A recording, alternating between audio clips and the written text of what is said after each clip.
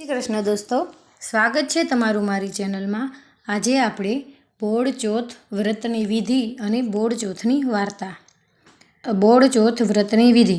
શ્રાવણ માસમાં વદ ચોથના દિવસે નાહી ધોઈને ગાય વાછરડાની પૂજા કરવી, બોડ ચોથની કથા કરવી, વાંચવી અને સાંભળવી। કોઈ સાંભળનાર ન હોય તો દીવો કરીને દીવાની સામે વાંચવી। આ દિવસે છળેલું અનાજ ખાવું નહીં। વાર્તા। એક ગામમાં સાસુ અને વહુ રહેતા હતા। શ્રાવણ માસ આવ્યો એટલે તેને વદ ચોથના દિવસે સાસુ નદીએ નાહવા જતાં તેમની વહુને કહેતા ગયા કે વહુ, આજે બોડ ચોથ છે, માટે હું નદીએ નાહવા જાઉં છું, પાછી આવું ત્યાં સુધી ઘઉંલો રાંધીને રાખજો। સાસુએ ઘઉંની રસોઈ કરવાની વાત કરી હતી, પણ બહુ બિચારીએ કોઈ દિવસ ઘઉંલો રાંધ્યો ન હતો, તેથી ઘઉંલાનો અર્થ સમજી નહીં અને વહુ બિચારીએ ઘઉંલો વાછરડો ખાંડી નાખ્યો અને ચૂલે રાંધવા ચડાવ્યો। સાસુ તો નદીએથી નાહીને પાછા ઘરે આવ્યા અને વહુને પૂછ્યું, વહુ, ઘઉંલો રાંધ્યો છે ને? વહુ કહે, રાંધ્યો છે, પણ ઘઉંલો તો ઘણો તોફાની, તેમ તેમ કરીને ખાંડી ચૂલે ચડાવ્યો છે। સાસુને બીક લાગી, તેમણે વહુને પૂછ્યું, વહુ, તમે ક્યાં ઘઉંલાની વાત કરો છો? કેમ વળી? ઘઉંલો તે વળી બીજો કયો હતો હશે? આપણી ગાયને ટભુલો વાછડો તે જ છે ને? વહુએ જ્યાં ચોખવટની વાત કરીને સાસુ તો અફસોસ કરી ઉઠ્યા।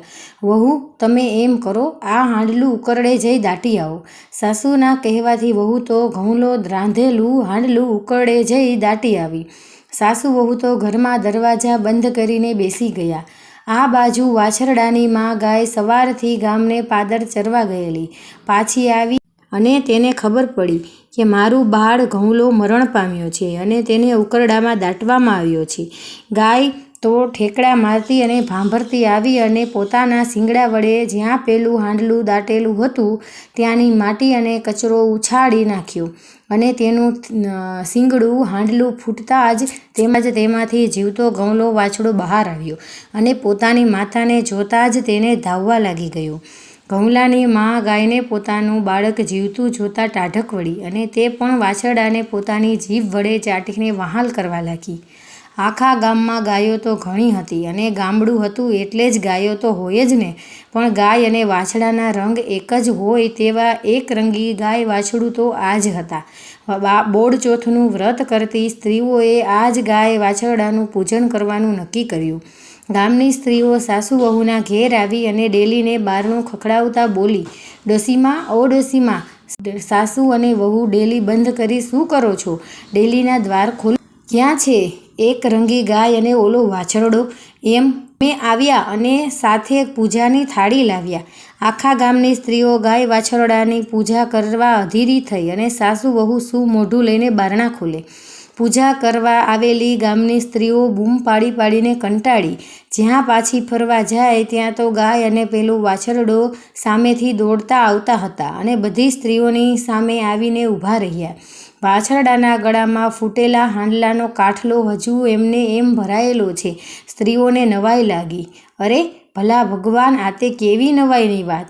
વાર તહેવારે દિવસે ગાય વાછરડાને લોકો ફૂલોનો હાર પહેરાવે અને આજ ઘઉંલાને ફૂટેલી હાંડલીનો કાઠલો કોણે પહેરાવ્યો હશે? પછી તો પેલી સ્ત્રીઓએ વાછરડાના ગળામાંથી કાઠલો કાઢી ગાય વાછરડાને ફૂલમાળા પહેરાવી, કંકુનો ચાંદલો કરી, ચોખા છોડ્યા, આરતી ઉતારીને બધી સ્ત્રીઓ વાછરડાને ફૂલની માળા પહેરાવવા લાગી। આથી વાછરડો આનંદમાં આવી ગાયને ધાવવા લાગ્યો। આમ વાછરડાનું પૂજન કરતી બધી સ્ત્રીઓ ગાય વાછરડાના ગરબા ગાવા લાગી। અંદર ઘરમાં પુરાઈ રહેલા સાસુ બહુ ગરબાનો અવાજ સાંભળી વિચારવા લાગ્યા કે વાછડો ઘઉંલો તો છે નહીં ને આ ગરબા કેમ ગવાય છે? બંનેએ ઊભા થઈ વારણાની તિરાડમાંથી જોયું તો ગાય ઊભી છે અને ઘઉંલો થેથે કરતો આનંદથી ધાવી રહ્યો છે। સાસુને તો નવાઈ લાગી।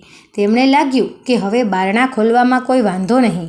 સાસુ વહુ બારણું ખોલી બહાર આવ્યા અને ગાય તથા ઘઉંલાની પૂજા કરી બે હાથ જોડી કહ્યું, બહેનો, તમારા બધાના વ્રતના પ્રભાવથી જ મારો ઘઉંલો સજીવન થયો છે।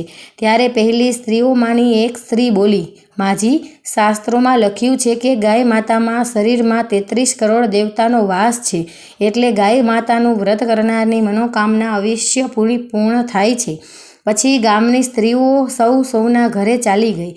બધાના ગયા પછી સાસુ વહુ ગાય વાછરડાના શરીરને પંપાળવા લાગ્યા. આજે તેમણે આનંદનો કોઈ પાર નહોતો. સાસુ વહુ બેયને આમેય ગાય માતાની ઉપર અનહદ પ્રેમ હતો અને હવે શ્રદ્ધા બેઠી. ત્યારથી સાસુ વહુ બંનેએ દર વર્ષે બોડ ચોથનું વ્રત કરવો તેવો સંકલ્પ કર્યો અને તે દિવસે દળવું નહીં, ખાંડવું નહીં તેવો નિયમ લીધો અને આનંદથી રહેવા લાગ્યા.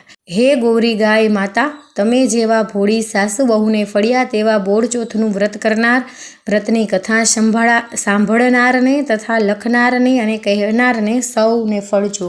જય શ્રી કૃષ્ણ. તો દોસ્તો, તમને મારી વાર્તા પસંદ આવી હોય તો મારી ચેનલને લાઈક, શેર અને સબસ્ક્રાઈબ કરજો. જય શ્રી કૃષ્ણ.